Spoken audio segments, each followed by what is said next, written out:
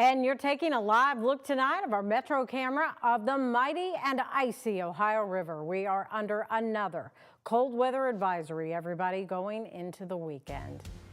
And hello there. Thanks for joining us on the night team. I'm Connie Leonard. Doug has the night off. We go first tonight to Chief Meteorologist Mallory Snell with what we can expect for our Saturday, and it may come with a little snow, Mallory. Hey there, Connie. Yes, there is a chance for some flurries, maybe a light snow shower tomorrow afternoon and evening, but we're not talking about big, if any, accumulations around here, just a fresh dusting. Really, the bigger weather story is the cold weather in place. We have this cold weather advisory. This went into effect at 10 o'clock tonight, and it takes us through 1 p.m. tomorrow due to wind chills dipping down below zero. Temperatures right now across Kentuckiana in the teens for most of us. Of course, it feels a lot colder than that. Already feels like the single digits up in Seymour. It already feels like 3 below zero. And what we're seeing on the satellite and radar, any kind of snow far off to our southeast, we're seeing a little bit of clearing of the clouds. And with that, expect temperatures to drop pretty quickly through the rest of tonight. So we're currently in the teens.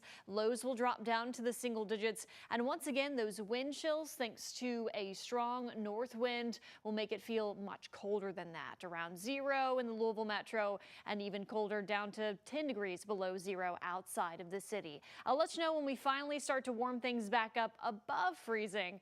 That's coming up in our 7-day forecast. Connie. All right, Mallory, thank you.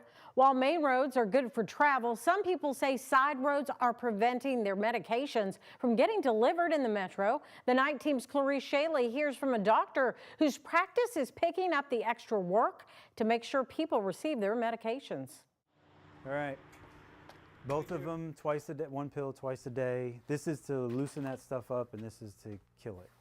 Perfect. And get it out. Snow or not, medication is needed. Let me know if you need anything. Derby City Direct Primary Care off Taylorsville Road has been filling the gaps as patients' medication deliveries have been delayed. But even with that small patient panel, I've had a few folks where it's taken 2-3 extra days for them to get their medication. We're about a week removed from when the winter storm first hit here in Louisville. Now it's those main streets, those are fine to travel on, but the concern is with the side streets that often lead to homes. And that's why people believe their medication deliveries are delayed. Dr. Michael Lovelace has gotten calls to help track late medication.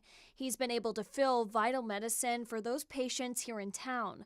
Lovelace says many people have turned to get their medication delivered, sometimes because of insurance. Sometimes insurance policies require it. If they're in-house pharmacies, mail pharmacies are cheaper, they will set up the plan so that patients can save money doing mail order. So although this is adding extra work on the practice's plate, Lovelace is happy to do it. Part of doing medicine and taking care of your patients is you gotta, adapt to the situation. USPS tells me they continue to deliver mail in severe weather, but also have to keep their employees' safety in mind. They say mail will only be delivered if roads are safe and passable. A spokesperson encourages people to keep access to mailboxes clear. But Lovelace worries about the conditions in the coming days with cold temperatures continuing and a concern for icy roads. In Louisville, Clarice Shaley, WHAS 11 night team on your side. And we also reached out to UPS about these concerns. The Louisville Worldport operations paused on Sunday due to the storm, but a spokesperson tells us they are in full operations now. They say they haven't heard of any issues with their deliveries. Well, AAA East Central service calls have skyrocketed after last weekend's winter storm. AAA tells us those calls have doubled with requests related to dead batteries, stuck vehicles, and stranded drivers. They say there have been more than 37,000 service calls between Saturday and Thursday. This is about 80% higher than what's typical for winter. AAA advises drivers to stay home, leave early if you need to be out, and slow down. The heavy snow combined with sleet has created an icy situation in Nelson County, causing multiple vehicles to crash this week, as we first reported last night here on the night team. Well, a danger that Emergency Management Director Brad Metcalf says is avoidable if drivers warmed up their cars a few minutes longer and used an ice scraper. Because as the inside of the cab warms up, it's going to loosen that ice up and it's going to slide off and hurt someone. Well, Metcalf also says this is a good reminder to make sure you're looking after your neighbors because the freeze is expected, as you heard, to continue another couple of days.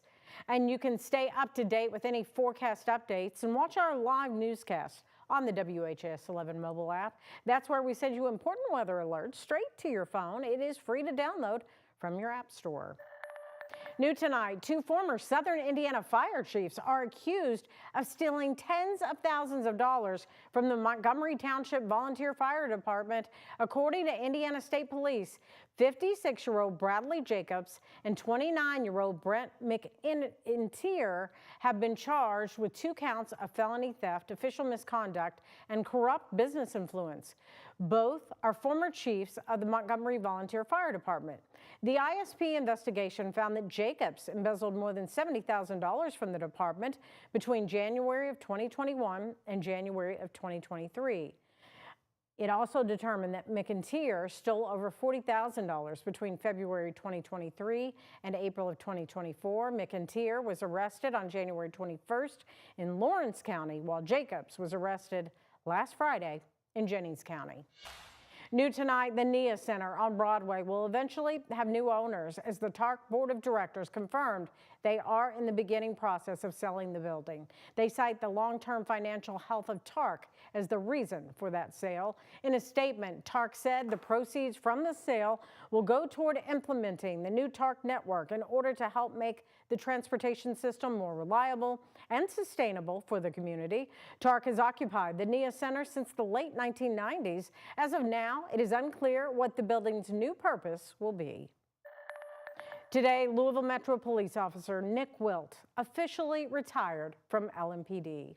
In 2023, you may remember, Wilt survived a gunshot to the head after rushing towards a shooter at the Old National Bank. He and his training partner were the first to arrive on the scene nearly 3 years ago that day.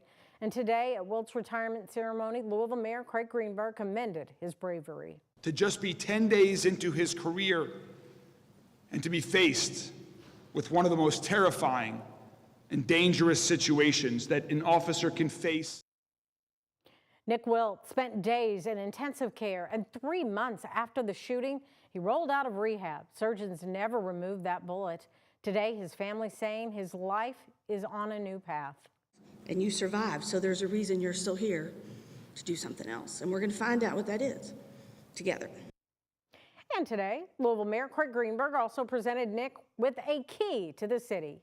Nick and his family took a recent vacation to Florida, something they thought they'd never be able to do together again. Later on the night team, we're taking a look at how animals of all shapes and sizes are cared for in these freezing temperatures. The Kentucky family that brought a newborn calf inside their home to save its life. But first, thousands have taken to the streets across the U.S. protesting ICE and Border Patrol agents. This as the arrest of multiple independent journalists at the hands of Attorney General Pam Bondi. That's up next. We shall live in peace.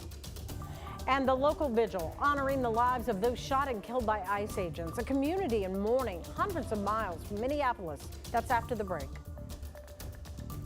And here's a look at today's Kentucky Lottery jackpots. Mega Millions, $303 million. Powerball, $57 million.